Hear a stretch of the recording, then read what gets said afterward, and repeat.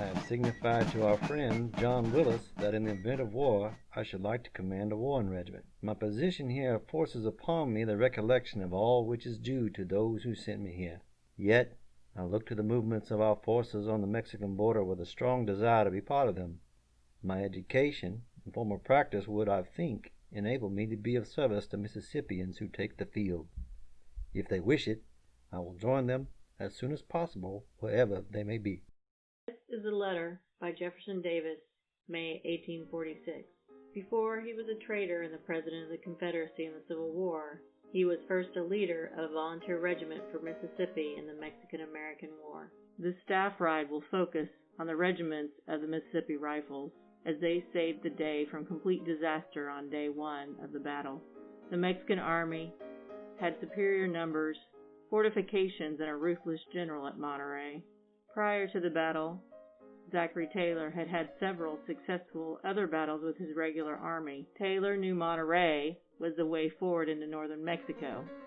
Its importance as a large city and commercial strategic importance to the Mexican army was vital for its takeover. General Ampudia of the Mexican army knew this as well. He knew that he needed to fortify his city. General Taylor's army of occupation had now been supplemented by multiple volunteer militia. The story of the Mississippi Rifles includes a large amount of illness.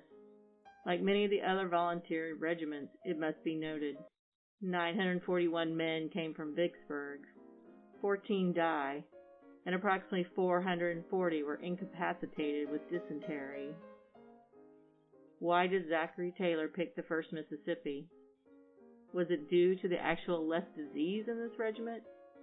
Some regiments were completely decimated with disease. With still 500 strong right before the battle, it is actually a healthier unit than, say, Georgia, who only had 34 people left that were healthy. Or was it due to the incessant drills by Jefferson Davis, as the volunteers complained about him to letters home? Quoted in the Mississippi Democrat from one of the volunteers, Colonel Davis, he causes bitter complaints due to his rigor and his partiality. Davis' harshness and discipline of drills to improve the volunteers most likely stemmed from his West Point training and should not be overlooked. Beyond Westport training and superior firepower, what made Jefferson Davis' regiment picked? Davis himself answers this. We spent the time of our delays in the discipline that was fit to us for the front position we intended to claim. And without arrogating undue credit, let me say that this time was not fruitlessly wasted, as results soon showed. We became known as the best drilled regiment in the volunteer army, and when at Camargo the line of march was formed, our regiment was at last put in the proud leading position to which we intended to assert our rights. It was asked how we came to be put in this advanced position in preference to others who had moved before us. I answered irritatingly but yet truthful, their merits placed the Mississippi regiment in front. Besides Davis' beliefs in his troops and his training, why did they get to leave the disease-infested Camargo over the other approximately 9,000 volunteers? Many do not know that Jefferson Davis has a history with Zachary Taylor. Jefferson Davis was an adjutant to Zachary Taylor in the Black Hawk War. He had fallen in love with the daughter of his boss, Sarah Knox Taylor. They correspond for 2 years, and from a distance, they continue their relationship. Jefferson Davis resigns from the army, and they elope in 1835. When they elope, Zachary Taylor is not at their wedding. She and he both get terrible malaria on their honeymoon. She dies at the age of 21, basically 3 months after their wedding. Jefferson Davis moves back to Mississippi. He mourns her death for over 7 years. He remarries in 1845, and we restart the story of Jefferson Davis being picked to go to Monterrey. Regardless of the reason of his former son-in-law, it may have been due to all these reasons.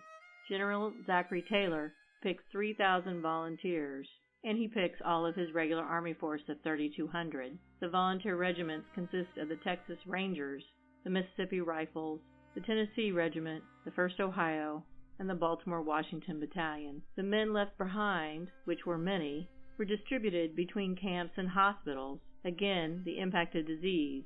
1 in 8 men died at Camargo due to disease in this camp alone.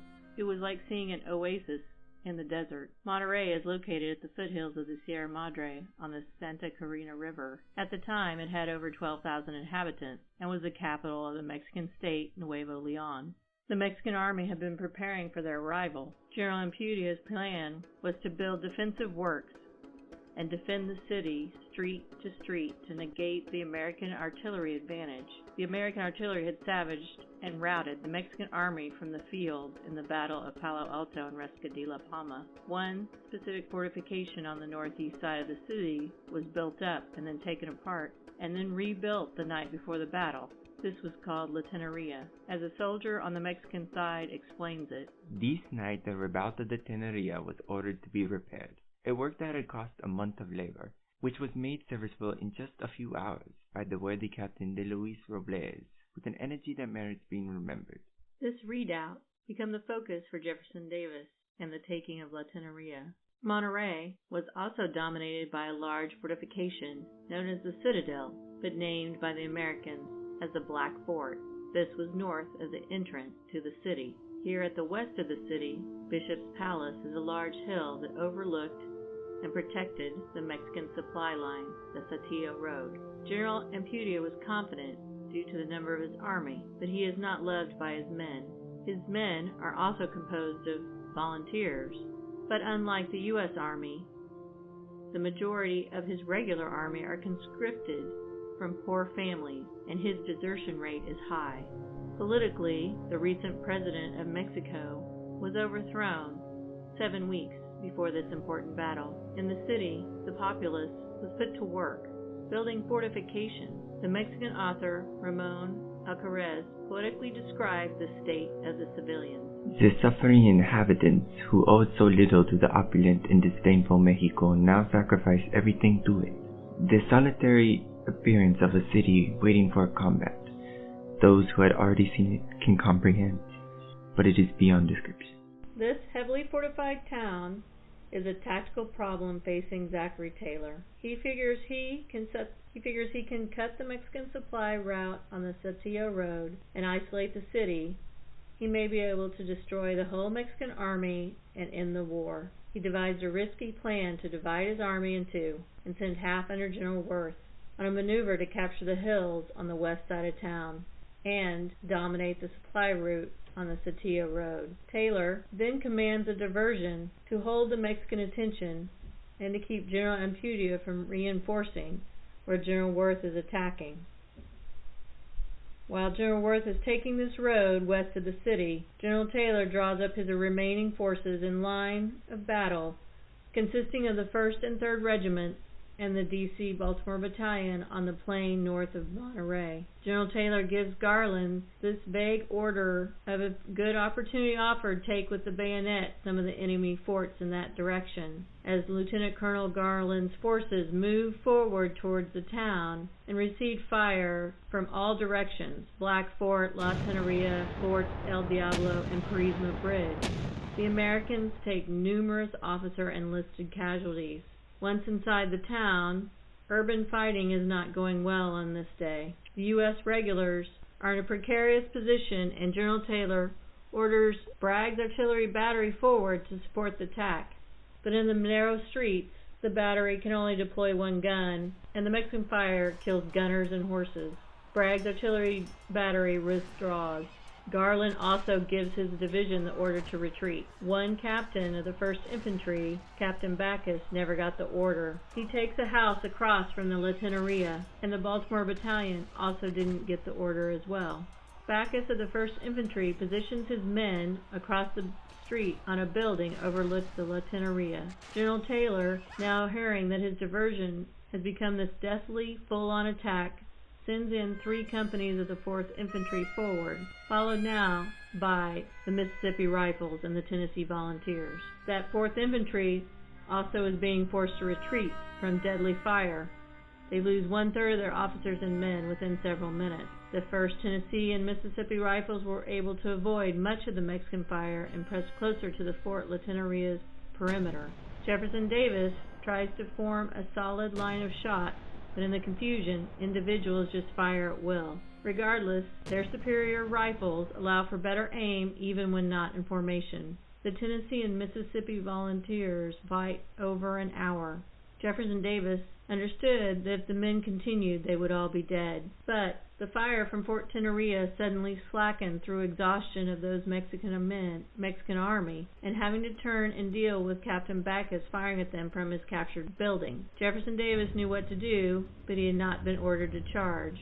So it's controversial who did finally order the charge. Was it Davis, Quitman, or his Lieutenant Colonel McClung? Most accounts have Colonel Davis and Lieutenant Colonel McClung both with these commands. Those close to McClung heard him call out to the men of his old company, "Charge, charge, Tumbibee volunteers, follow me," recounted Joseph Davis Howell. Brother Jeff, however, still cheered us to the charge, and after calling upon us to follow him, myself, Bob Davis, and about 40 others rushed after him.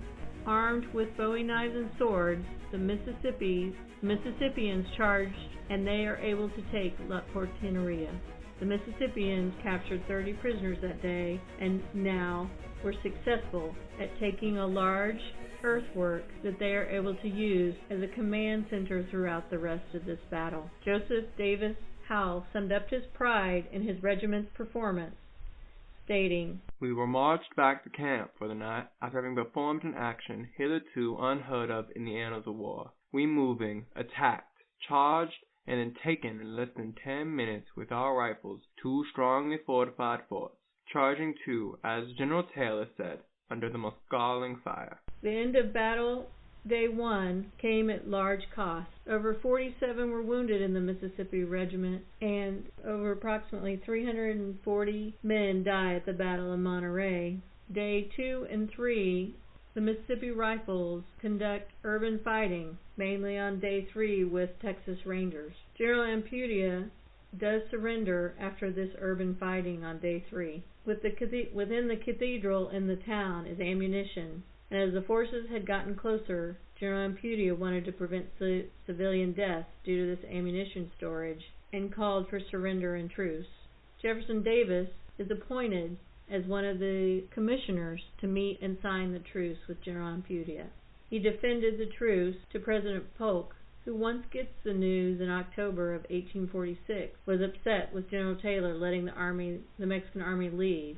But General Taylor and Jefferson Davis both knew the volunteers were in disarray and his regulars were completely depleted. After the battle, General Taylor names General Worth as governor of the city. Mexican civilians and officers flee the city from this occupation. Taylor and Davis both believe that the war may be over. In Jefferson Davis' recall of the battle, he writes to his brother, "My dear brother, the town is ours after a severe conflict. The Mississippians were brought into action on the 21st and performed some brilliant service. On the 22nd, preparations were made and we held an advanced post. On the morning of 23rd, we opened the action early and continued firing and advancing into the town until near sunset, when we were ordered to withdraw. On the 24th, propositions having been received to capitulate, General Worth and General Henderson of Texas and myself were appointed commissioners to arrange the terms of capitulation. We agreed, and the papers have been exchanged. It was reported to us by the Mexican general that Mexico had received commissioners from the United States. They were whipped, and we could afford to be generous. We hope soon to return, as the war is probably over. Jefferson Davis."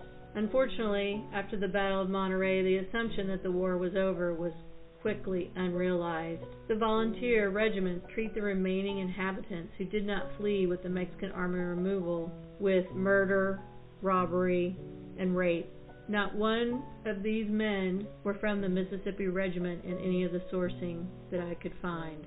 Regardless, the civilians of the town had been working to fortify their city, then occupied by foreign forces, and then terrorized by mainly Texas Rangers. The Mississippi Rifles and the Tennessee regiments lose the most men of all the volunteer units. The occupation of the town leads to over 100 deaths of non-combatants. This violence against non-combatants of the town leads to an increase in guerrilla warfare by civilians, and General Santa Anna is able to recruit further men from his depleted Mexican army due to the atrocities perpetuated by the military on the non-combatants in the Battle of Monterrey. The purpose of showing this first day was to show that urban fighting, effective weaponry, and persistence can lead to victory, but at great loss of life. We also must be aware that prior to battle, the loss of life due to unsanitary conditions must also be learned.